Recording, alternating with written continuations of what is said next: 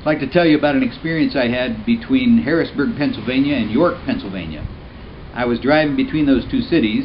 I had my Sunday clothes on, coat and tie, and as I drove down the highway, I looked in my rearview mirror and I saw a bunch of bikers with black leather jackets and long hair flowing in the breeze, and I thought, oh, it must be a Hells Angels group, about 20 bikers.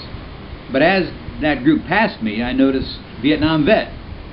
Well, immediately my heart went out to them because I was born in Vietnam, and I grew up in places in Vietnam where we had a lot of GIs in our home, and you guys meant a lot to me. As a kid growing up, you were my heroes, getting rides on your deuce-and-a-half trucks, a couple of helicopter rides in your C-123 military cargo planes. And so here are these Vietnam vets on their motorbikes passing me, and I whispered a prayer to God. I said, God, I would love to talk to them if you give me a chance. Well, sure enough, all those bikers had pulled off to the side of the road about a mile up, and I got to thinking, they're going to think I'm stupid. Who's this guy? So I kept driving. I chickened out.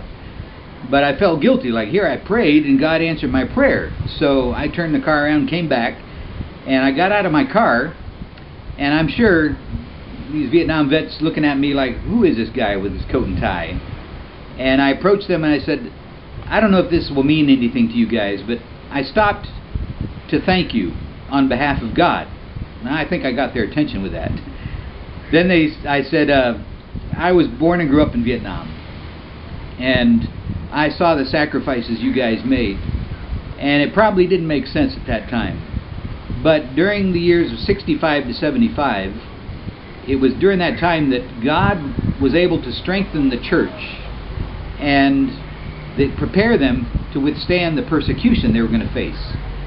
And sure enough, when the communists came in 75, the church was strong and was able not only to survive, but it grew, and it has exploded in growth. There's over 1 million people who know Jesus Christ as their personal Savior in the southern part of Vietnam because of your sacrifice.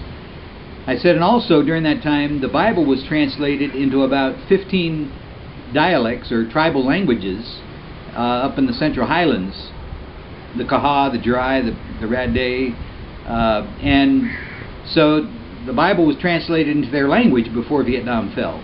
And the New Testament was translated into an additional number of languages. So I said, I know I'm safe by saying, on behalf of God, thank you for what you guys did there in Vietnam. Because of what you did, the church is strong and growing.